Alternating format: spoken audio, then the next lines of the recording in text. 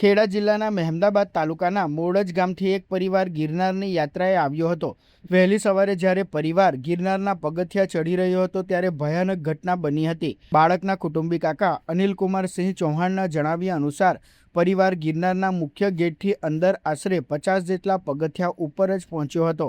આ દરમિયાન અંધારામાંથી અચાનક એક સિંહે આવીને પાછળથી 12 વર્ષના ભત્રીજા મયુરસિંહ પર તરાપ મારી હતી।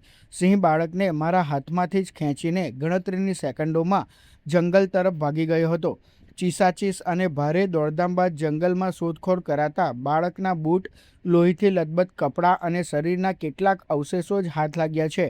આ કરુણ ઘટના બાદ મૃતક બાળકના પરિવારે વહીવટી તંત્ર સામે ભારે આક્રોશ ઠાલવ્યો છે। પરિવારની માંગ છે કે ગિરનારની સીડીઓ પર લાઇટની કોઈ વ્યવસ્થા ન હતી।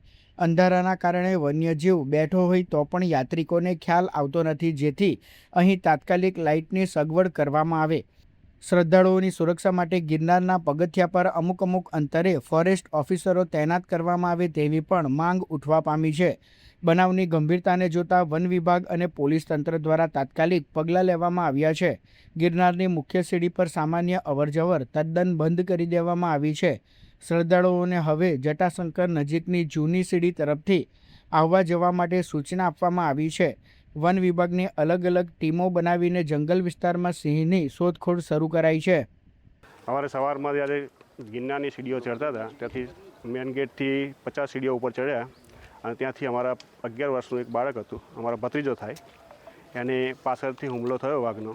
વાઘ ઘસીએ કોઈ ખ્યાલ નહીં આવ્યો કારણ કે લાઇટની સગવડ સહ નહીં અહીંયા, એ લઈ ગયા અને અત્યાર લગીને ફોરેસ્ટ વિભાગ એમની તપાસ કરે છે, ચાલુ છે। પણ મારી માંગ એટલી જ છે કે ભાઈ ગિરનારની સીડીઓ પર લાઇટની સગવડ પહેલી કરો, કારણ કે લાઇટની સગવડ નથી એના કારણે અંધારામાં અમને ખ્યાલ આવ્યો નહીં અને અમે તપાસ કરી શક્યા નહીં કે પાછળ પીછો કરી શક્યા નહીં। અચ્છા, અને બીજા કોઈ ફોરેસ્ટ કર્મીની સુવિધા હતી કે ફોરેસ્ટ કર્મી કોઈ હતા કરી? ના, કોઈ હાજર હતું નહીં ત્યારે। તો સૌથી પહેલા તમે કોને જાણ કરી? સૌથી પહેલાં અમે પોલીસ સ્ટેશનમાં જાણ કરી।